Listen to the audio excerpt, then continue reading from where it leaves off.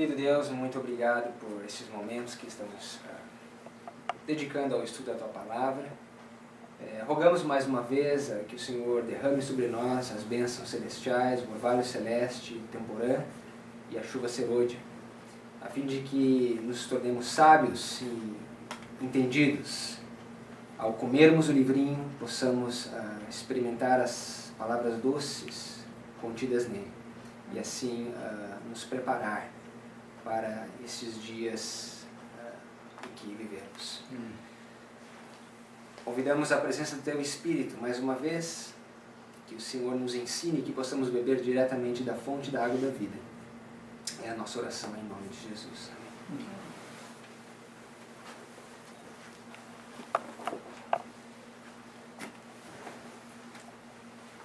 Como eu dizer para vocês antes, eu não sabia como fechar essa série, essa pequena série que nós estamos fazendo sobre os 7 tempos. E ontem à noite, meditando, eu decidi falar nessa tarde sobre algo que eu julgo ser muito importante, especialmente porque essa mensagem ela tem sido rejeitada nos nossos dias, e não somente rejeitada, mas essa mensagem tem sido atacada pelos nossos irmãos, pelos nossos amigos, pela nossa liderança dentro do povo que se diz guardar os mandamentos de Deus e a fé de Jesus. Por isso eu oro, na verdade, que vocês possam entender a mensagem e não me interpretar mal. O nosso objetivo não é atacar ninguém, não é desmerecer o trabalho que a instituição adventista tem feito, mas simplesmente mostrar o que a Bíblia nos fala em relação à postura da liderança de Israel nos nossos dias. Porque o que nós temos aprendido com os 7 tempos, ou uma das coisas que nós temos aprendido com os 7 tempos, é que a história de Israel do passado ilustra a história de Israel moderna. E a única profecia que amarra isso de forma que ninguém pode desamarrar são os 7 tempos. Nenhuma outra faz esse trabalho. Talvez seja um dos motivos que Satanás tenha atacado tanto essa mensagem. Porque os 7 tempos nos mostra que o que Israel era para Deus no passado, os adventistas do 7º dia são para Deus no presente. Queria convidar vocês a abrir a Bíblia no livro de Deuteronômios, capítulo 29. Deuteronômios, capítulo 29.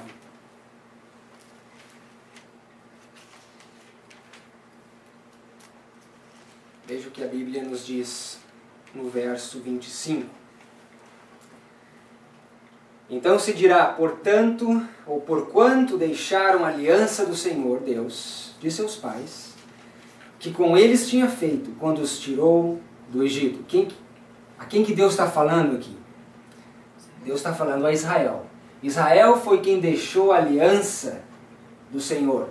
E nós vimos que essa aliança ela está representada ao longo da história sacra pelo número 7. Pelo número 7. O sábado é o dia da aliança. Nós vimos que o arco-íris, com 7 cores, era um sinal da aliança. Nós vimos também que os 7 tempos é a aliança que Deus fez com o seu povo. Nós vimos que Jesus veio confirmar essa aliança durante 7 anos. E ao longo da Bíblia inteira nós encontramos esse número. Ok? Então, Israel deixou essa aliança que o Senhor tinha feito com eles quando os tirou da terra do Egito. Verso 26. E foram e serviram a outros deuses e se inclinaram diante deles, deuses que eles não conheceram, e nenhum dos quais lhes tinha sido dado. Por isso, a ira do Senhor se acendeu contra a terra, para trazer sobre ela toda a maldição que está escrito nesse livro. Que maldição é essa que Moisés está se referindo aqui? A maldição dos 7 tempos, em Levíticos 26. É a mesma maldição que foi derramada sobre eles porque eles quebraram a aliança. Então nós temos o contexto dessas passagens, ele está dentro dos 7 templos de Levíticos 26. Veja comigo no verso 28. E o Senhor os arrancou da sua terra com ira e com indignação e com grande furor, e os lançou em outra terra como nesse dia se vê. Ou seja, eles foram espalhados pelas nações. Então, nós estamos falando aqui do espalhamento durante 2520 anos. Agora veja o verso 29. As coisas encobertas pertencem ao Senhor Deus, porém as reveladas nos pertencem a nós e a nossos filhos para sempre, para que cumpramos todas as palavras dessa. Primeira coisa. Muitos dizem que essa mensagem, ela, primeiro, não vale mais para os nossos dias. Segundo, nós não temos que dedicar tempo para estudar essas coisas, porque são coisas seladas, são coisas que não se podem compreender mais. Mas nós acabamos de ver aqui que Deus, se referindo aos 7 tempos, a maldição de Moisés, ele diz, olha, as coisas encobertas pertencem a Deus, mas as reveladas a vocês e aos seus filhos para sempre. Em outras palavras, Deus tem revelado essa história durante, ou por todas as Escrituras. Nós vimos que no estudo passado nós analisamos pelo menos 15 histórias que ilustram essa história dos 7 tempos. Deus tem revelado isso especialmente para essa geração, quando nos mostra, quando nos faz voltar aos fundamentos, aos marcos antigos. Deus tem revelado essas coisas para nós e para os nossos filhos. Agora, a Bíblia nos diz aqui em Deuteronômio 29 que a aliança que Deus fez, no verso 25, ele fez quando ele tirou o seu povo do Egito. Ok? Deus faz uma aliança quando ele tira o povo do Egito. Pergunto para vocês, no Egito, o povo de Deus podia sacrificar animais no Egito? Não. Sim ou não? Por que não? Porque eles adoravam os animais. Porque os egípcios eles eram panteístas. O panteísmo acredita que Deus está em todas as coisas. Deus está nos cordeiros, Deus está nas árvores, Deus está na cadeira, Deus está em todas as coisas. Portanto, os egípcios achavam uma abominação os israelitas sacrificarem animais. Então eles não podiam sacrificar no Egito. Os israelitas poderiam guardar o sábado no Egito? Não. O faraó não deixou. Lembra quando ele disse, aumenta o trabalho deles, para que eles não descansem no sábado. Então, Deus teve que tirar eles do Egito para poder entrar em aliança com os israelitas. Da mesma forma, Deus teve que nos tirar espiritualmente do Egito.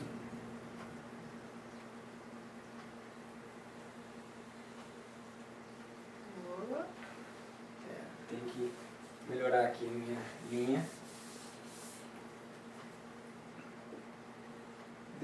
Deus teve que nos tirar espiritualmente do Egito a fim de fazer uma aliança conosco. Então eu vou botar aqui o ano de 723.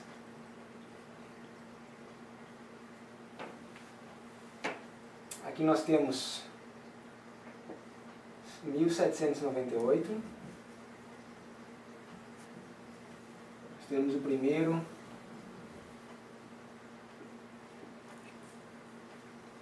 2520. 677.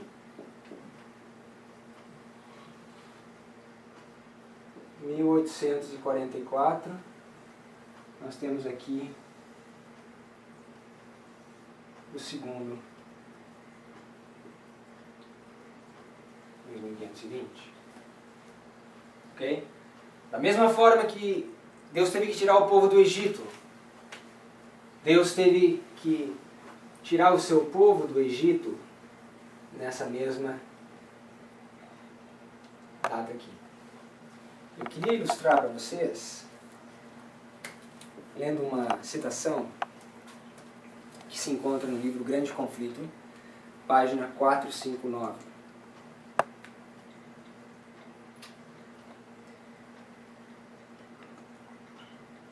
Grande Conflito, página 459. Veja só o que ela diz. A história de Israel, a história do antigo Israel, melhor, é um exemplo frisante da passada experiência dos adventistas. Então o que ela acabou de dizer aqui? Que a história do antigo Israel é um exemplo frisante da história ou da experiência passada dos adventistas. Deus guiou seu povo no movimento adventista, assim como guiar os filhos de Israel ao saírem do Egito. No grande desapontamento fora provada a sua fé, como foi a dos hebreus no Mar Vermelho. Então ela conecta o desapontamento do Mar Vermelho com o desapontamento de 22 de outubro de 1844. Ok? Houvessem ainda confiado na mão guiadora com que eles estiveram em suas experiências anteriores, teriam visto a salvação de Deus. Se todos os que trabalharam unidos na obra em 1844 tivessem recebido a mensagem do terceiro anjo, proclamando-a no poder do Espírito Santo, o Senhor teria poderosamente operado por seus esforços. Caudais de luz ter-se-iam derramado sobre o mundo. Haveria anos que os habitantes da terra teriam sido avisados, a obra final estaria consumada e Cristo teria vindo para a redenção do seu povo. Ou seja, o que ela acaba de nos dizer é que da mesma forma que depois que Deus tirou o povo do Egito, entra em aliança com eles, nós sabemos que em 1844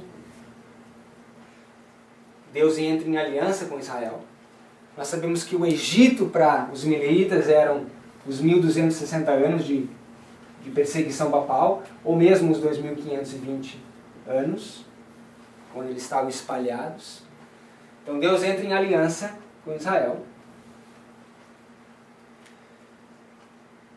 E da mesma forma que depois do Mar Vermelho, quando eles recebem a aliança de Deus no Sinai, a lei, a orientação sobre o santuário, o que acontece com Israel? Eles se revoltam e se rebelam. Eles não cumprem a missão que deveriam ter cumprido, de em 40 dias entrar na Terra Prometida. Deus queria que em 40 dias, no máximo, eles pudessem possuir a Terra Prometida. Quanto tempo levou para eles entrarem na Canaã terrestre? 40 anos. 40 anos. Da mesma forma, a gente acabou de ler que em 1844, Deus queria logo depois ter voltado para resgatar o seu povo. Nós sabemos pelo menos 3 vezes, entre 1844 e 1888, Cristo poderia ter voltado. Mas por causa da infidelidade do povo, da rebeldia, da apostasia, Jesus teve que esperar. E aqui nós estamos no ano de 2011. E Cristo ainda não voltou. Então veja como ela conecta a experiência passada com a experiência dos mileritas e também com a nossa experiência. Porque nós sabemos que a história dos mileritas, ela se repete na nossa própria história. Agora, vejam comigo no livro de Isaías.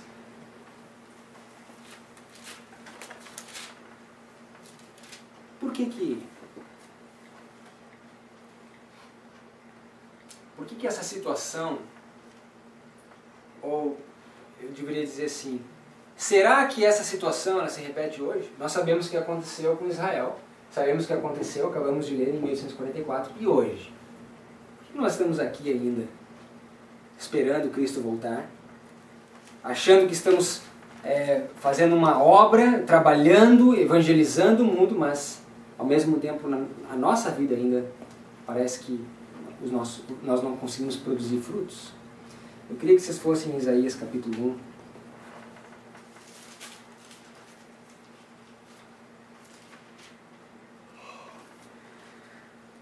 verso 2.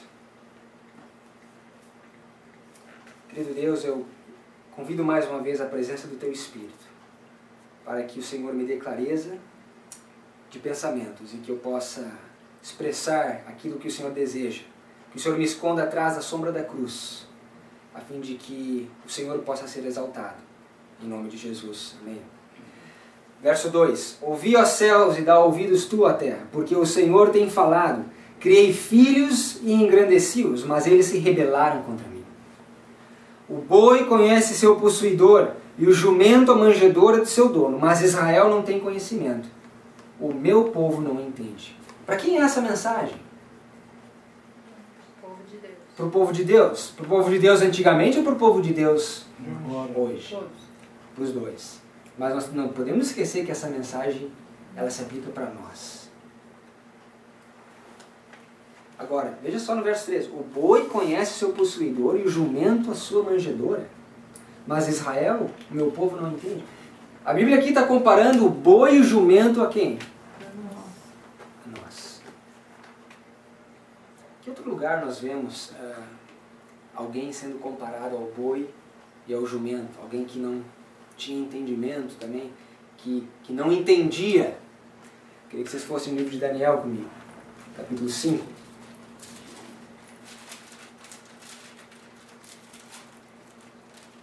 Daniel capítulo 5. Daniel capítulo 5. No verso 20.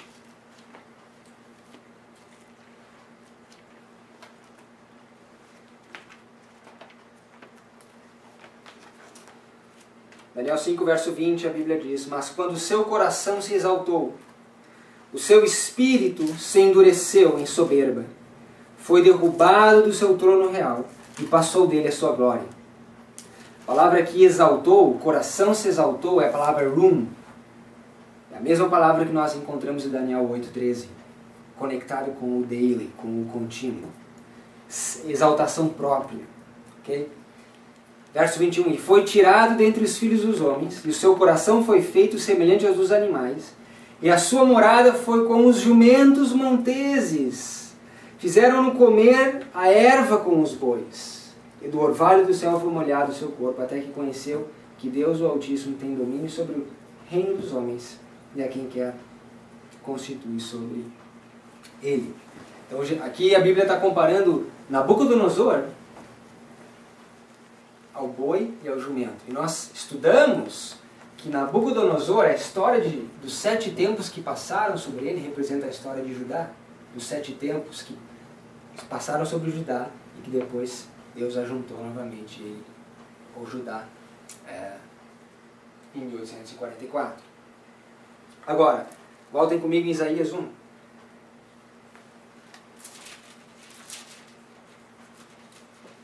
Você vê que Isaías 1, verso 3, está falando sobre os 7 tempos, os 2520 anos. Verso 4.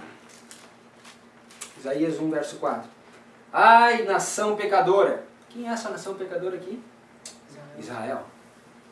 Povo carregado de iniquidade, descendência de malfeitores, filhos corruptores, deixaram o Senhor, blasfemaram o Santo de Israel, voltaram para trás.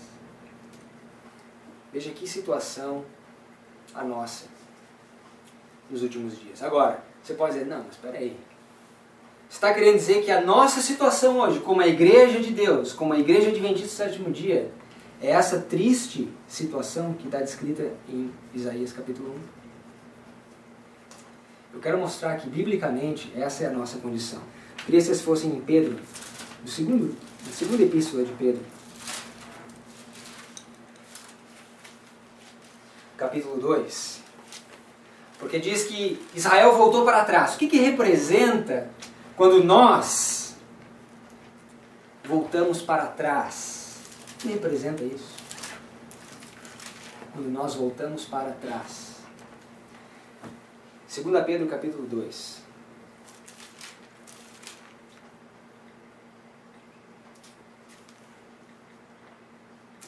Veja só no verso 15. A Bíblia diz: os quais, deixando o caminho direito, erraram seguindo o caminho de Balaão, filho de Beor, que amou o prêmio da injustiça. Verso 17. Estes são fontes sem água. Quem que é fonte sem água? Aqueles que deixaram o caminho direito. Nós já vamos ver que caminho é esse que eles deixaram. Ok? Estes são fontes sem água, nuvens levadas pela força do vento. O que representa ser fonte sem água? Quando você é uma fonte sem água, é porque você não está recebendo o quê? Água. E a fonte recebe água da onde? Da chuva. Ou seja, se você é uma fonte sem água, é porque você não está recebendo a chuva. Nuvens levadas pela força do vento, para os quais a escuridão das trevas eternamente se reserva. Porque falando coisas muito arrogantes de vaidade, engodam com as concupiscências da carne e com dissoluções aqueles que se estavam afastando dos que andam em erro, prometendo-lhes liberdade, sendo eles mesmos servos da corrupção. Porque de quem alguém é vencido, do tal faz-se também servo. Veja no verso 20. Isaías diz: eles voltaram para trás. O que representa isso? No verso 20. Porquanto, se depois de terem escapado das corrupções do mundo, pelo conhecimento do Senhor e Salvador Jesus Cristo, forem outra vez envolvidos nelas e vencidos, tornou-se-lhe o último estado pior do que o primeiro. Em outras palavras, quando pessoalmente nós nos convertemos, passamos pela experiência da conversão, andamos em novidade de vida, ou buscamos andar em novidade de vida, e se por algum motivo nós nos voltamos para trás, como a Bíblia diz, nos envolvendo e sendo vencidos por elas, o que acontece de acordo com a Bíblia? O último estado é pior do que o primeiro. Ou seja, um povo que professa piedade, mas nega a eficácia dela, um povo que recebe a aliança de Deus, um povo que recebe a sua lei, recebe as orientações divinas e depois se afasta dessas orientações, um povo que recebe os fundamentos e depois rejeita esses fundamentos, de acordo com a Bíblia, o último estado dele é pior do que se ele nunca tivesse conhecido a mensagem. Vocês lembram quando Jeremias fala que Judá fez pior do que a sua irmã Israel? Fez pior. Nós sabemos que Judá representa o ajuntamento, e que Israel caiu em cativeiro primeiro, mas a Bíblia diz que Judá fez pior do que as nações pagãs. Sabe, hoje quando eu medito nisso, eu vejo e olho para dentro da nossa instituição, e eu vejo a nossa instituição fazendo pior do que as instituições mundanas. Os nossos membros de igreja levando as suas vidas de forma pior ou mais errada do que os pagãos. Por quê? Porque um dia receberam a verdade, mas rejeitaram, negaram. Veja comigo no livro de Isaías, que o profeta Isaías nos descreve com relação a isso. Porque 28. Isaías 28. Porque 2 Pedro 2 diz que são nuvens, são fontes sem água, nuvens que são levadas pelo vento. Que vento é esse que vai levar essas nuvens, essas fontes sem água? Isso é uma pergunta interessante. Fontes sem água, nuvens que são levadas pelo vento. E a Bíblia diz em 2 Pedro, para não citar errado, eu vou só voltar ali para... Quero que vocês notem o seguinte. nuvens levadas pela força do vento, para os quais a escuridão das trevas eternamente se reserva. Então, qualquer que seja esse vento que leva essas nuvens, a direção, ou o resultado não é um resultado muito bom. O que representa esse vento? Bem, veja em Isaías 28, no verso 14. Isaías 28, verso 14. Ouvi, pois, a palavra do Senhor, homens escarnecedores, que dominais este povo que está em Jerusalém. Veja que é uma mensagem aqui para aqueles que dominam o povo que está em Jerusalém. Quem são aqueles que dominam aqueles que estão em Jerusalém today?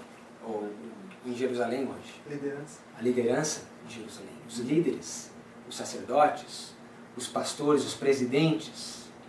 Eles que dominam, que conduzem as direções, as diretrizes da igreja nos dias de hoje. Então essa mensagem é para eles. A Bíblia diz, homens escarnecedores. Uau. Verso 15. Porquanto dizeis, fizemos aliança com a morte, e com o inferno fizemos acordo. Quando passar o dilúvio do açoite, não chegará a nós, porque pusemos a mentira por nosso refúgio, e debaixo da falsidade nos escondemos. Então, qualquer que seja o vento forte que leva as nuvens, em 2 Pedro, capítulo 2, é o mesmo do que o dilúvio do açoite, que os líderes de Israel dizem, isso nunca chegará a nós, porque nós fizemos um acordo com a morte, uma aliança com a morte. O que é esse dilúvio de açoite? O que representa esse vento forte? Eu queria que vocês fossem no capítulo 27 de Isaías, na página ao lado. Veja só, Isaías 27, no verso 8. Isaías 27, verso 8. Com medida contendeste com ela. Se você olhar nos versos anteriores, você vai ver que esse ela aqui é a chuva, que é prometida no verso 3. Que é prometida que iria regar a vinha do Senhor. Com medida contendeste com ela, quando a rejeitaste. Então, veja que há uma contenda aqui com relação à chuva, e há uma rejeição da chuva. Há uma rejeição da mensagem da chuva serôdia. Quando atirou com o seu vento forte no tempo do vento leste. Então nós temos dois ventos aqui, o vento forte e o vento leste. Nós não temos tempo, mas o vento leste aqui está lidando com o Islã. Nós sabemos que é um dos símbolos do Islã na Bíblia, o vento leste. Mas o vento forte é o que Isaías 28 nos fala, o dilúvio do açoite, é o que 2 Pedro 2 nos fala, o vento que leva essas nuvens. Que vento forte é esse? Eu queria que vocês fossem para nós o livro de Amós, para nós identificarmos que vento é esse e qual a consequência desse vento. Isaías diz vento forte, Isaías também diz o dilúvio de açoite. Nós vamos ver que o mesmo evento, ou o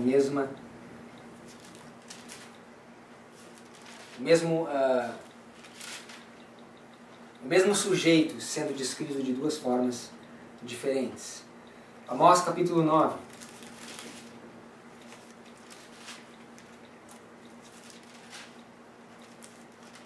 Nós vamos ler no verso 8. Eis que os olhos do Senhor Deus estão contra este reino pecador, e eu o destruirei de sobre a face da terra, mas não destruirei de toda a casa de Jacó, diz o Senhor. Porque eis que darei ordem e sacudirei a casa de Israel entre todas as nações, assim como se sacode o grão no crivo, sem que caia na terra um só grão. Todos os pecadores do meu povo morrerão à espada, e os que dizem, não nos alcançará nem nos encontrará o mal. Veja que o que eles dizem aqui em Amós é a mesma coisa que eles dizem em Isaías. Nós fizemos aliança com a morte. Não chegará em nós esse mal. Esse vento, esse dilúvio de açoite, nunca chegará a nós. Agora, quando você vê essa linguagem sendo usada na Bíblia, o grão, o crivo, o que leva, quando você coloca um grão no crivo e você sacode esse grão? Eu queria que vocês me ajudassem agora, porque essa é uma linguagem da agricultura. O que faz com que o joio se separe do trigo? O vento. Eu vou perguntar de novo porque a maioria de vocês não escutou. Quando você sacode, quando você separa o trigo do joio na peneira, como é que você separa? Quando você sacode o trigo e o joio, o que vai separar esse trigo do joio? O vento. O vento. Porque o joio ele é mais leve, o vento bate e leva. O trigo ele é pesado, ele cai na peneira. Quando você pensa num vento sacudindo, peneirando Israel, nós estamos falando do mesmo vento que Isaías nos fala. Dilúvio de açoite, o vento. Veja o livro de Apocalipse, capítulo 12.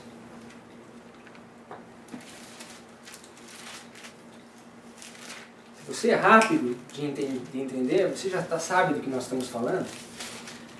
Veja em Apocalipse, capítulo 12, verso 15.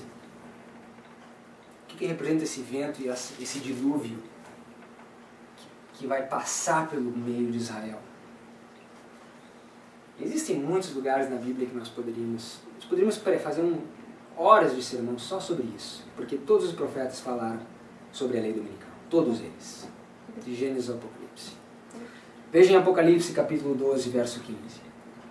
E a serpente lançou a sua boca atrás da mulher, água como um rio, para que pela corrente a fizeste arrebatar. O que representa o dilúvio que vai ser lançado sobre o povo de Deus?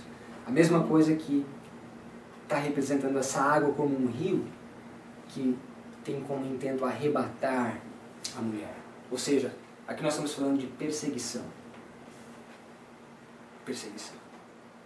E quem Deus levanta para trazer perseguição e para punir os pecadores de Sião? Nós sabemos que é o rei do norte. Okay?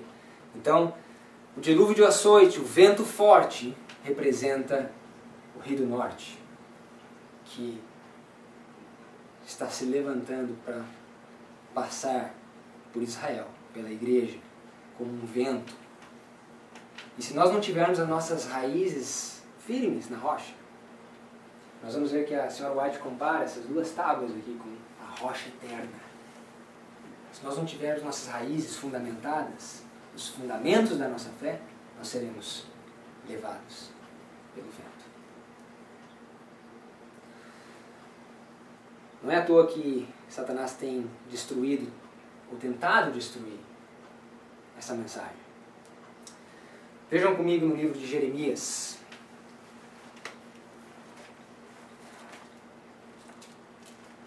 Porque Jeremias também fala sobre a mesma situação que se encontra na Igreja de Deus nos nossos dias. Assim como Isaías, assim como Amós, assim como Pedro, assim como Ezequiel, assim como outros profetas. Jeremias também nos dá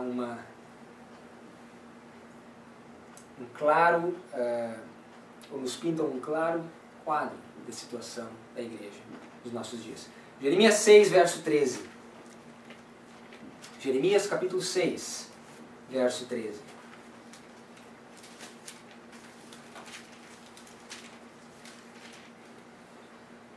A Bíblia diz, porque desde o menor deles até o maior, cada um se dá à avareza. E desde o profeta até o sacerdote, cada um usa de falsidade. Curam superficialmente a ferida da filha do meu povo, dizendo paz, paz, quando não há paz.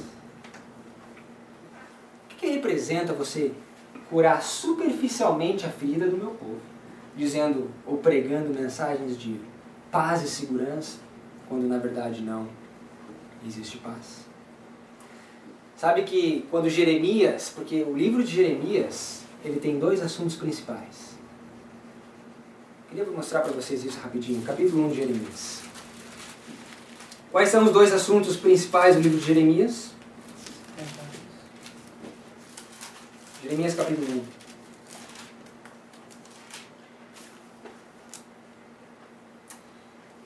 Verso 11. Ainda veio a mim a palavra do Senhor dizendo: o que é que vês, Jeremias? E eu disse: vejo uma vara de amendoeira.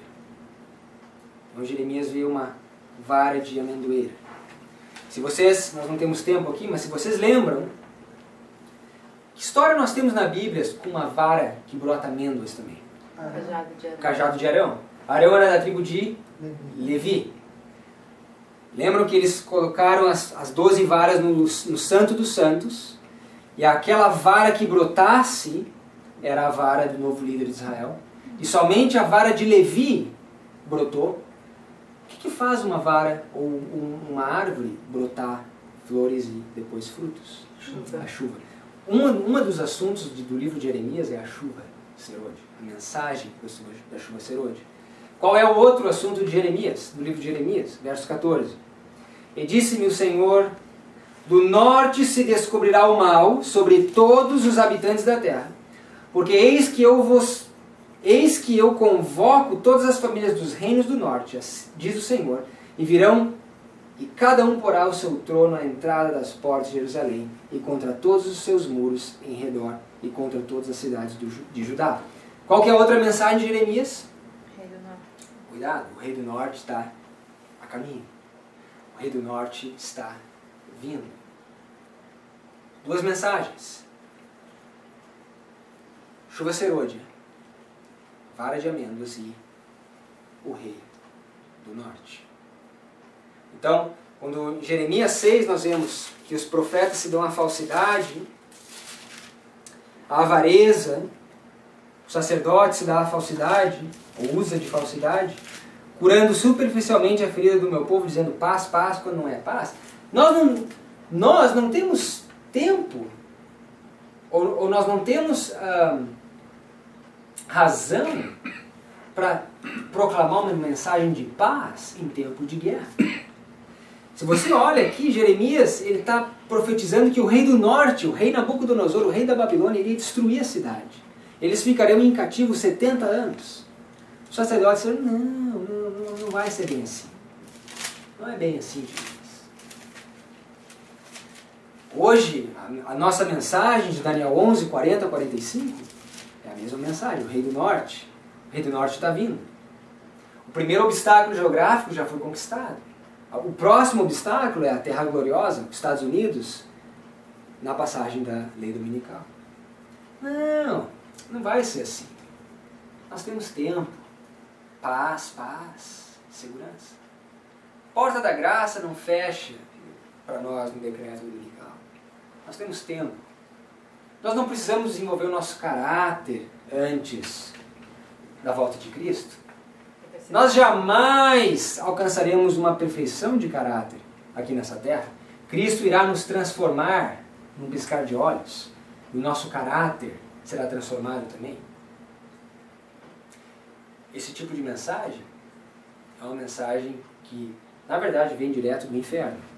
Porque se você acha que o teu caráter vai ser transformado na volta de Cristo, isso quer dizer que qualquer pagão e qualquer pecador pode raciocinar usando o mesmo princípio. Porque se Cristo pode transformar um caráter que não foi aperfeiçoado aqui, Ele pode transformar qualquer caráter que não foi aperfeiçoado aqui. Veja que essa mensagem não é bíblica. É uma mensagem de paz e segurança. É uma mensagem de, não, você pode continuar acariciando os seus pecados.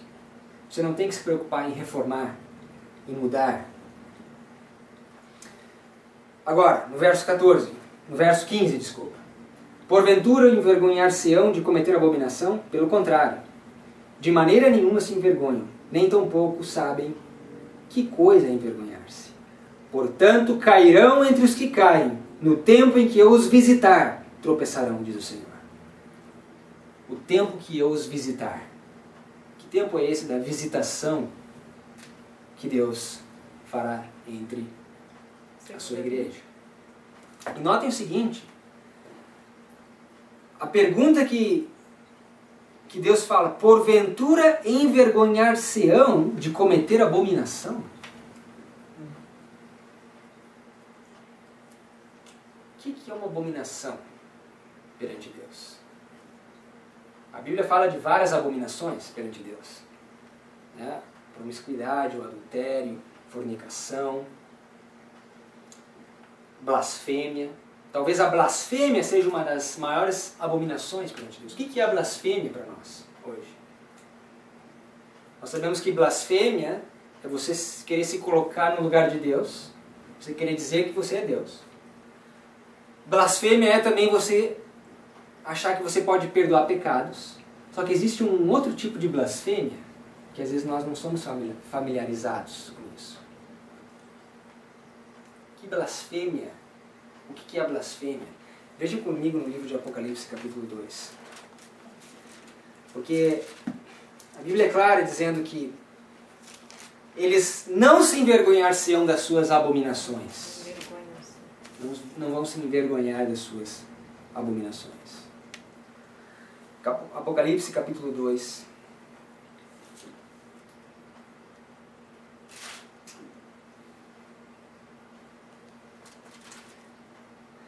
Nós vamos ler no verso 9. Conheço as tuas obras e tribulação e pobreza, mas tu és rico.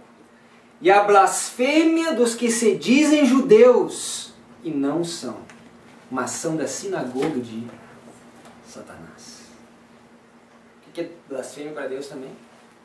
É você se dizer Cristão. Judeu, cristão, adventista do sétimo dia, mas na verdade você não. Você tem uma aparência de piedade, mas você nega a eficácia dela. 2 Timóteo capítulo 3. Para Deus isso é blasfêmia. Quantos de nós não se encaixamos? Eu não quero me colocar nesse grupo, às vezes a gente tem essa tendência, mas quantos dos nossos irmãos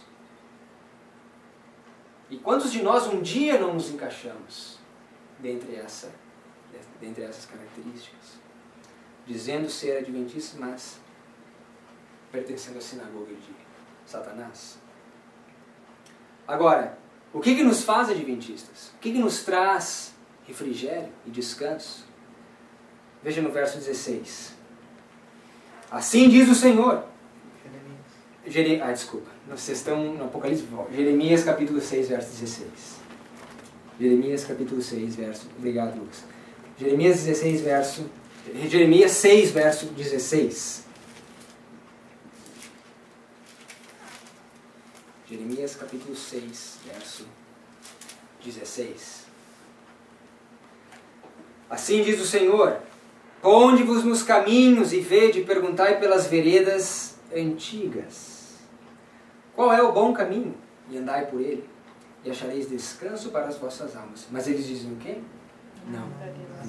Que veredas antigas são essas que Deus nos diz?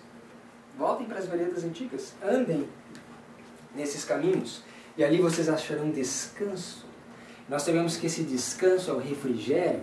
Nós sabemos que o refrigério é a chuva serôdia.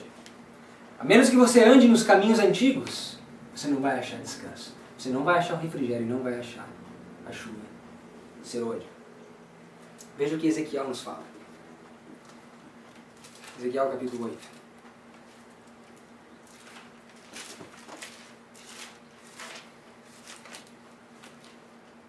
Ezequiel capítulo 8.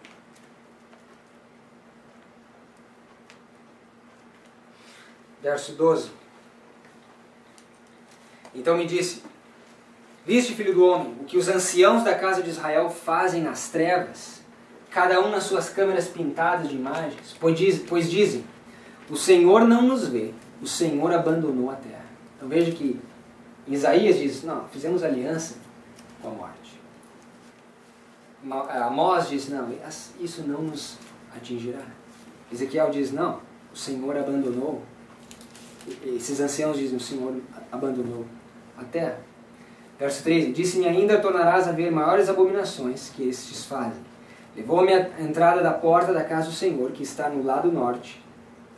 E eis que estavam ali mulheres assentadas chorando a Tamuz, o espiritualismo, aqui no meio do povo de Deus.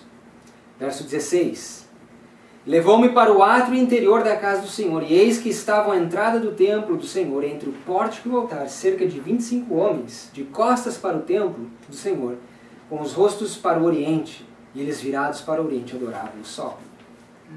Temos a adoração do sol dentro do templo do Senhor. Quem são esses 25 homens? São os anciãos da casa de Israel. Verso 12. A liderança de Israel adorando o sol, adorando o dia do sol, adorando o domingo. Isso acontecendo dentro da casa de Israel. Por que nós vamos chegar a esse ponto de líderes que se dizem judeus, mas não são e pertencem à sinagoga de Satanás, adorando o sol?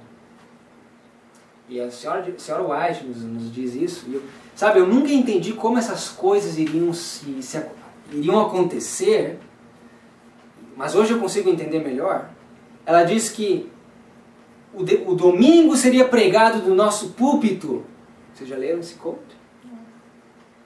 O domingo seria pregado e exaltado do nosso púlpito, dos nossos púlpitos. Eu queria ler para vocês um texto que está em Mensagens Selecionadas, volume 1, página 204 e 205. Mensagens Selecionadas, volume 1, página 204 e 205. Mensagens selecionadas. Não é mensagens escolhidas. Obrigado. Em português é mensagens escolhidas. Volume 1. Selected Messages. Veja só o que ela diz. Página 204. O parágrafo começa: o inimigo das almas. Okay? O inimigo das almas tem procurado introduzir a suposição de que uma grande reforma devia efetuar-se entre os adventistas do sétimo dia. E que essa reforma consistiria em renunciar às doutrinas que se erguem como os pilares de nossa fé.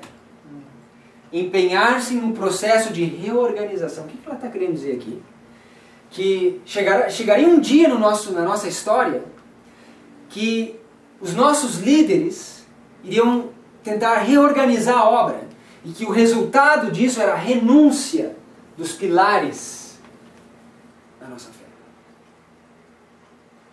Será que isso tem acontecido? Ou será que isso aconteceu já no passado? Bom, nós sabemos que os 2520 foi rejeitado, o contínuo foi rejeitado. Automaticamente, quando você rejeita o contínuo, você rejeita o trabalho e o papel de Cristo no santuário. Nós sabemos que as trombetas foram rejeitadas, que hoje a igreja não tem uma posição oficial com relação às trombetas. Nós vemos que essas doutrinas, esses pilares, esses fundamentos estão sendo rejeitados. Veja só.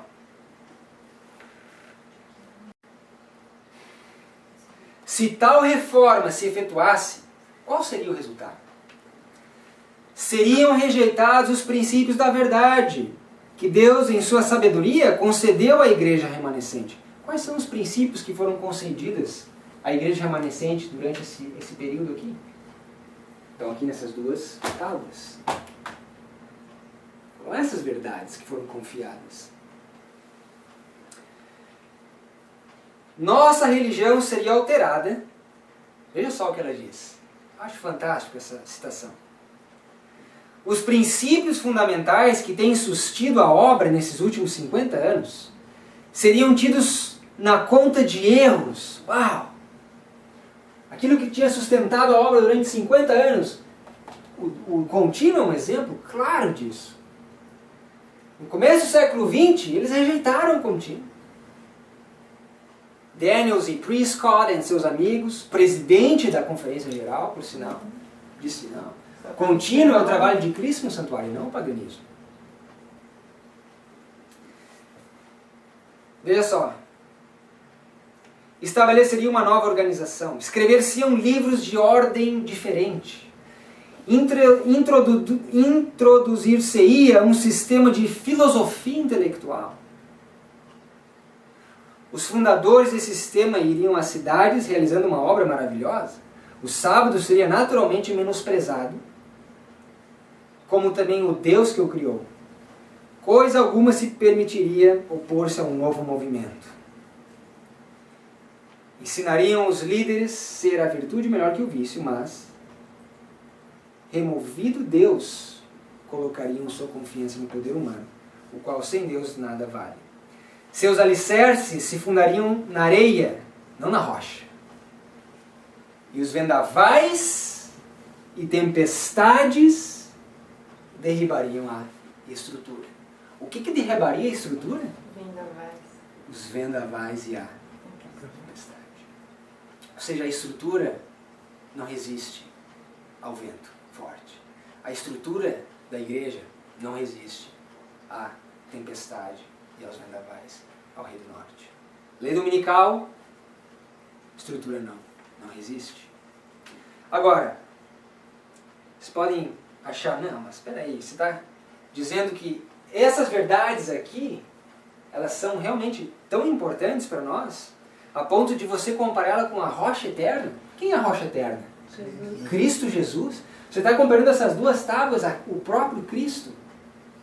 Isso é de um pouquinho demais, você pode pensar. Eu queria mostrar para vocês algumas citações.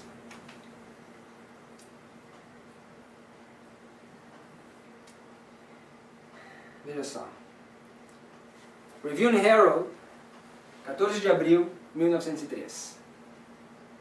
Review and Herald, RH, 14 de abril de 1903. O aviso chegou. Nada está autorizado a perturbar o fundamento da fé sobre o qual temos construído desde que a mensagem veio em 1842, 1843 e 1844. Eu estava nessa mensagem desde que eu estive em pé diante do mundo, fiel à luz de Deus, fiel à luz que Deus nos deu. Não sugerimos atirar os pés da plataforma em que foram colocados dia a dia, com fervorosa oração, buscando ao Senhor pela luz. Então o que ela está dizendo é que essas tábuas elas foram colocadas em ordem através de muita oração, de muitos joelhos dobrados, buscando raios de luz. E simplesmente você rejeitar toda essa luz é você se colocar em trevas. Você acha que eu poderia dar a luz que Deus me deu? Ela é como a rocha eterna. Ela tem me guiado desde que me foi dada. Review and Herald, 14 de abril de 1903. Rocha eterna. Os fundamentos que vieram de 1840 a 1844. Manuscripts Releases, volume 15, página 371. Manuscript Releases, volume 15, página 371. As verdades que nós recebemos em 1841, 42, 43 e 44 devem ser agora estudadas e proclamadas. As mensagens do primeiro, segundo e terceiro anjo serão no futuro proclamadas com um alto clamor. Elas serão dadas com preciosa determinação e no poder do Espírito. Manuscript Releases, volume 15, página 371. E aí nós sabemos aquela quote famosa, aquela citação famosa de Primeiros Escritos, 74, que ela diz que tenho visto que o diagrama de 1843 foi dirigido pela mão do Senhor e que ele não deve ser alterado, e etc, etc. Então, essas mensagens aqui são como a rocha eterna. Se você não tem as raízes na rocha, a tempestade e o vento vai levar, ou nos levar como joio. Agora, o que a Bíblia fala sobre as veredas antigas, para nós encerrarmos? Alguns textos da Bíblia. Salmos capítulo 11. Salmos capítulo 11, verso 3. Salmos capítulo 11, verso 3. Se forem destruídos os fundamentos, que poderá fazer o justo? Se nós destruirmos os nossos fundamentos, não há esperança para o justo, não há esperança para nós. Provérbios capítulo 22. E essa é uma das razões, irmãos, que nós estamos na situação que estamos. Porque os nossos fundamentos têm sido destruídos. E se os fundamentos são destruídos, o que poderá fazer o justo?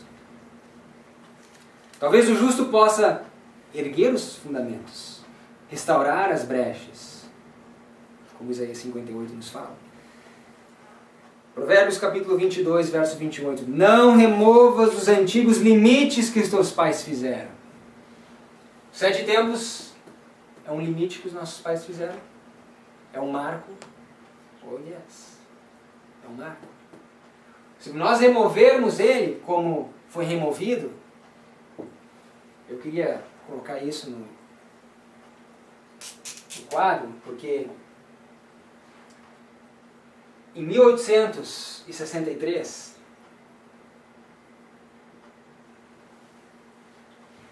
uma nova chart foi publicada, um novo diagrama desse foi publicado.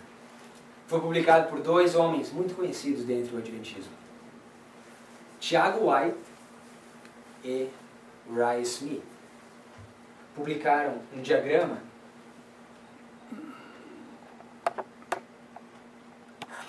rejeitando os 2520 anos. Rejeitaram. No mesmo ano é fundada a organização, ou a igreja, a instituição.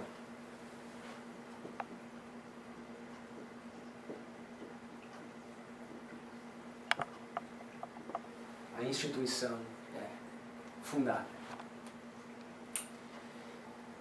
Interessante para mim é que, na mesma época que a instituição é fundada, e lembram que nós lemos uma citação de que Cristo queria ter voltado aqui, ó.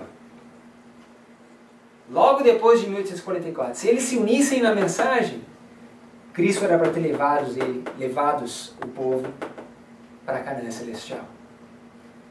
E ela nos compara à história do Êxodo, do Egito.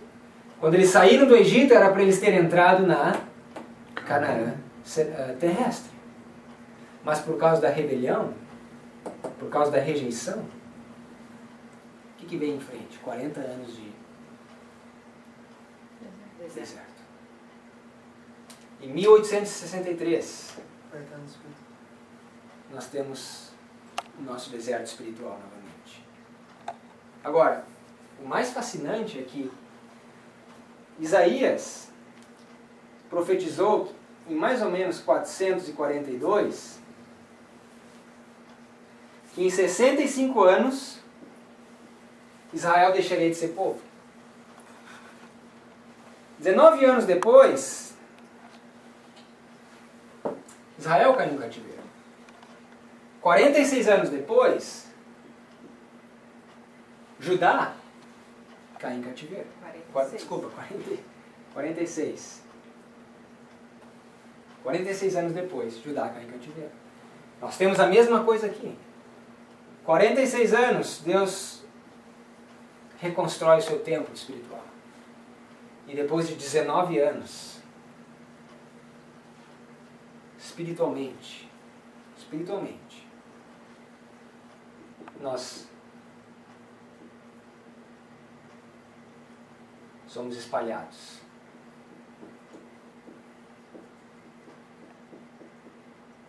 no deserto?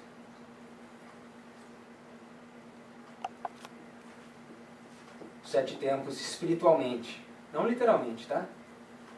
Porque nós sabemos que depois de 1844, não há mais profecia de tempo. Time is no longer. Mas nós podemos voltar, olhar o passado e reconhecer certos marcos que foram estabelecidos. Somos espalhados pelo nosso deserto por causa da nossa rebelião. E os 7 tempos de William Miller, Dream, ele começa aqui. Onde as verdades começam a ser jogadas, pisadas. E nós sabemos que Jesus vem com a vassoura e começa a limpar essa escória. E esse é o momento em que nós estamos vivendo hoje. Novamente, as verdades estão sendo ajuntadas novamente. E o povo de Deus tem sido ajuntado novamente. Veja que não é à toa que para que o povo sobrevivesse ao deserto,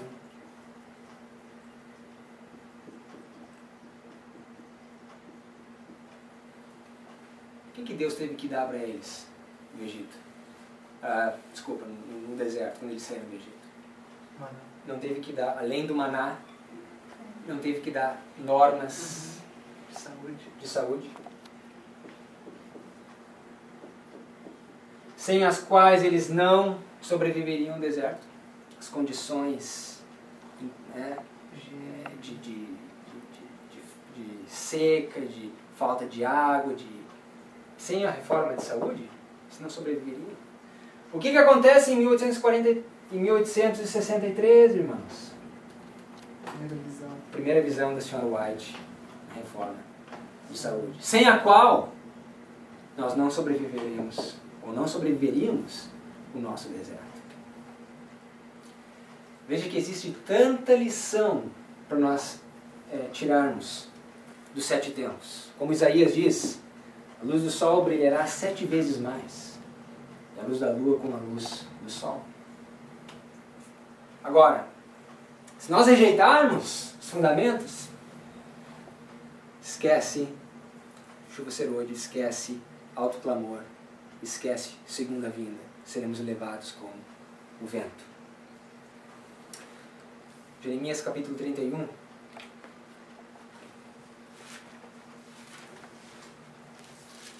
Queria ler mais 3 textos para nós encerrarmos.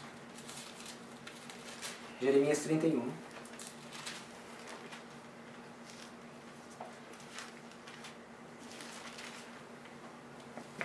Verso 21.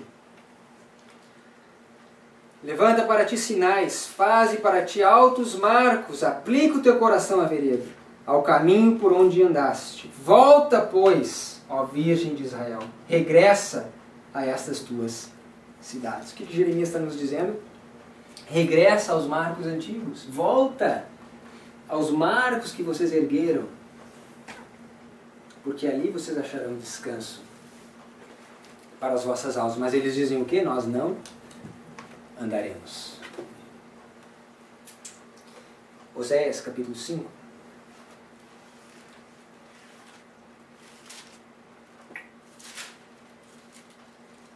Me pergunto, nós sabemos que Oséias 4:6 diz que o povo de Deus não é destruído por uma falta de conhecimento, mas pela rejeição do conhecimento.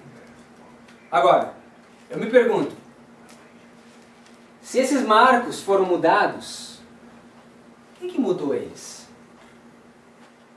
Quem é que mudou esses marcos? O que a Bíblia nos diz? Oséias capítulo 5, verso 10.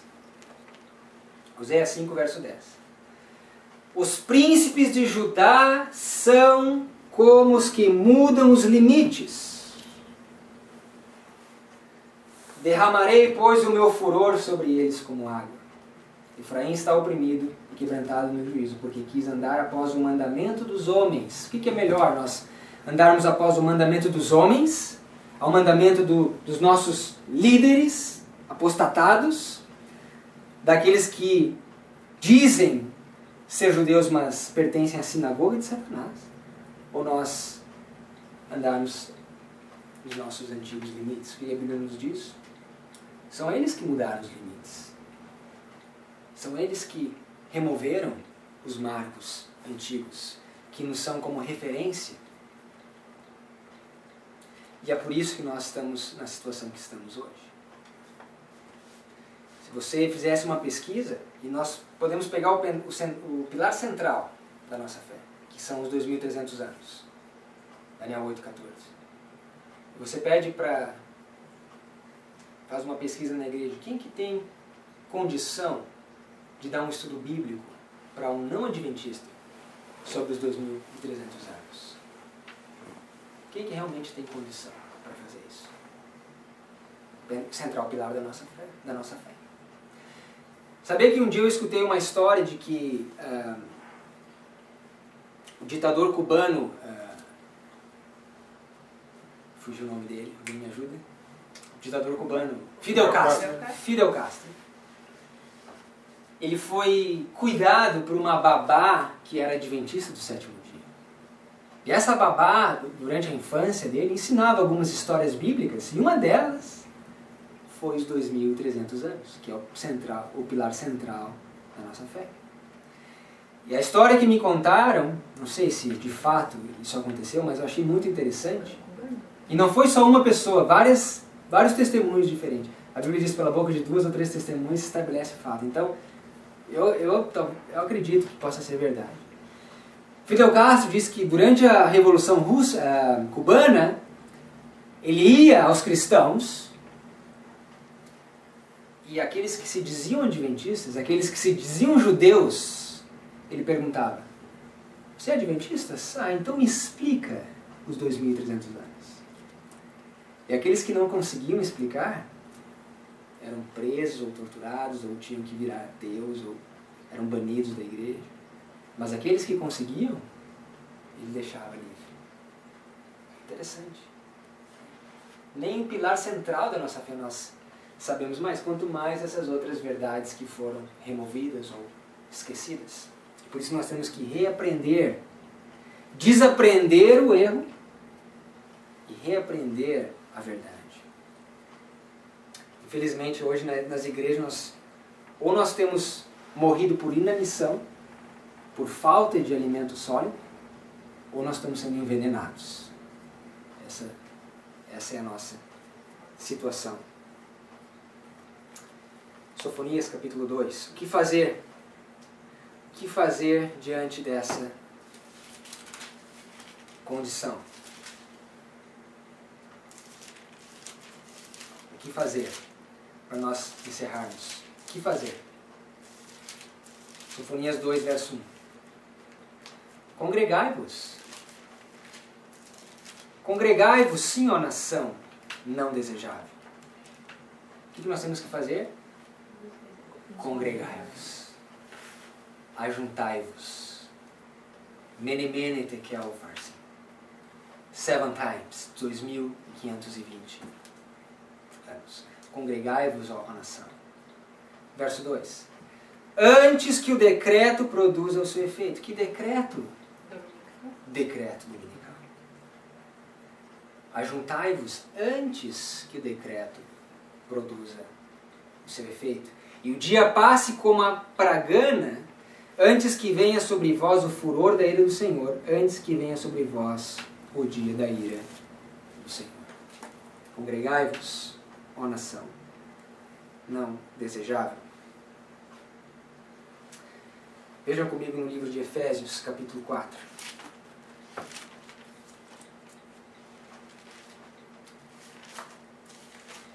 Eu tenho muito claro na minha mente que hoje nós estamos espalhados espiritualmente.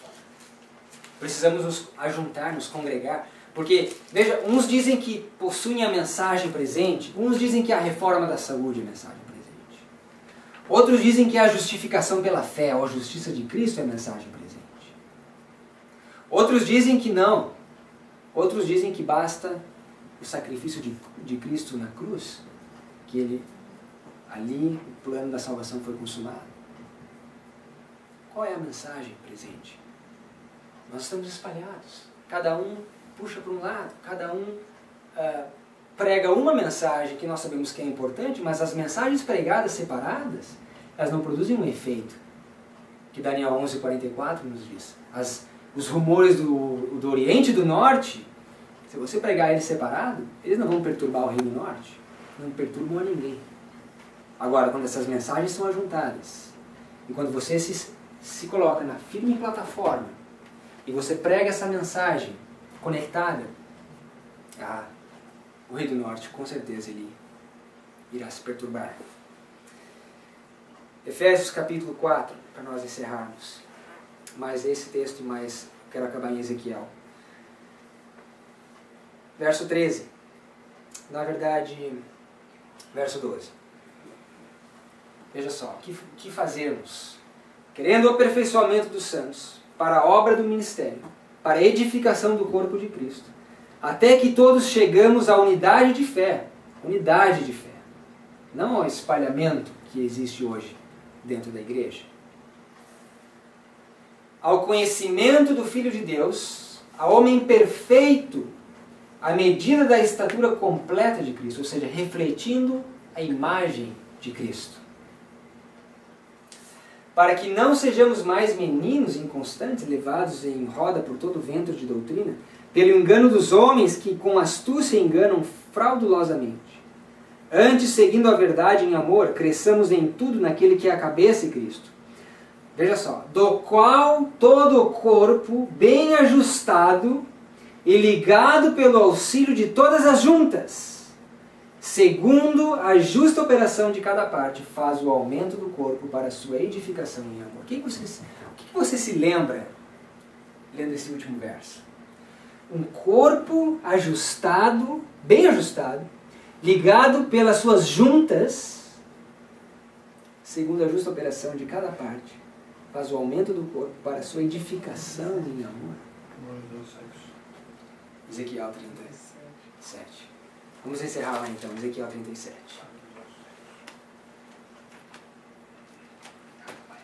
Ezequiel 37.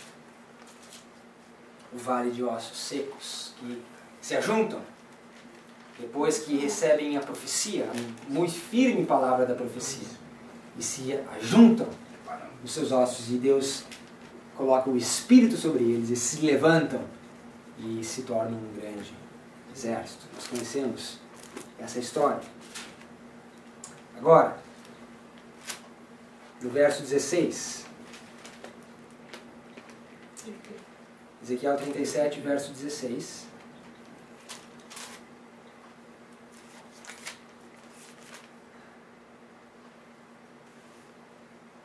Tu, pois, ó filho do homem, toma um pedaço de madeira e escreve nele por Judá e pelos filhos de Israel, seus companheiros.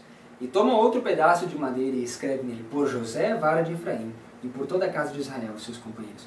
E ajunta um ao outro, para que se unam e se tornem um só. Se tornem um só. Uma só. Se tornem uma só. Na sua Vara. Uma só vara na sua. Não. Verso 19. Por isso dirás, assim diz o Senhor Deus, eis que eu tomarei a vara de José que esteve na mão de Efraim, das tribos de Israel, os seus companheiros, e eu as ajuntarei à vara de Judá. Farei delas uma só vara, e elas se farão uma só na minha mão. Verso 21. Diz-lhes, pois, assim diz o Senhor Deus, eis que eu tomarei os filhos de Israel dentre os gentios, para onde eles foram, e os congregarei de todas as partes, e os levarei à sua terra. E deles farei uma só nação na terra, nos montes de Israel, e um rei será de todos eles, e nunca mais serão duas nações, nunca mais para o futuro se dividirão em dois reinos. Verso 24. E o meu servo Davi será rei sobre eles, e todos eles terão um só pastor, e andarão nos meus juízos, e guardarão os meus estatutos e os observarão. Então nós vemos que, mais uma vez, os 7 tempos, eles nos ensinam que nós devemos nos congregar, nos ajuntar sobre a mesma plataforma.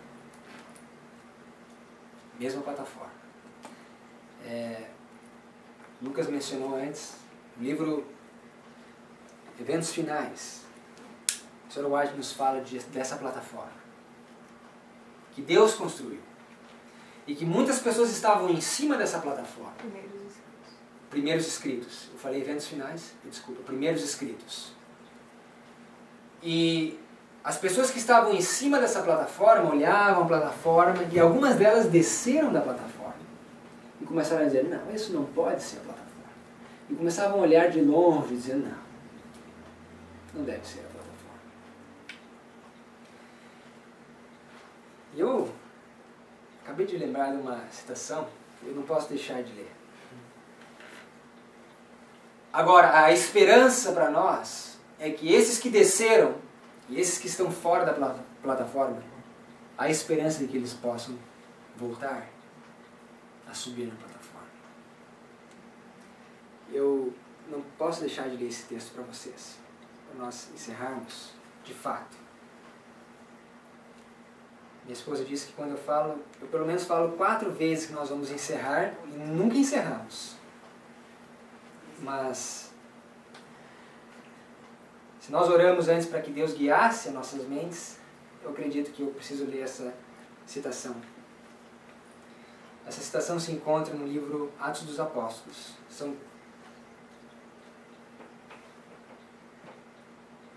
Atos dos Apóstolos 232. Atos dos Apóstolos 232. Onde quer que as verdades do Evangelho sejam proclamadas, os que honestamente desejam proceder com retidão serão levados a exame diligente das Escrituras. Se nas cenas finais da história da Terra, aqueles a quem são proclamadas verdades decisivas seguissem o exemplo dos bereanos, examinando diariamente as Escrituras e comparando com a palavra de Deus as mensagens a eles levadas, haveria hoje em dia grande número de pessoas leais aos preceitos da lei de Deus. Veja só. Mas quando são apresentadas verdades bíblicas impopulares, muitos se recusam a pesquisá-las. Embora incapazes de refutar os claros ensinos das Escrituras, manifestam extrema relutância em estudar as evidências oferecidas. Ou seja, eles dizem, não escutaremos, não ouviremos, não queremos nem estudar. Alguns presumem que mesmo sendo essa doutrina verdade, pouco importa aceitarem ou não a nova luz. E apegam-se a fábulas agradáveis usadas pelo inimigo para desviar as almas. Assim são suas mentes cegadas pelo eu, e eles ficam separados do céu. Atos dos Apóstolos 232. Verdades impopulares. Se negam a examinar.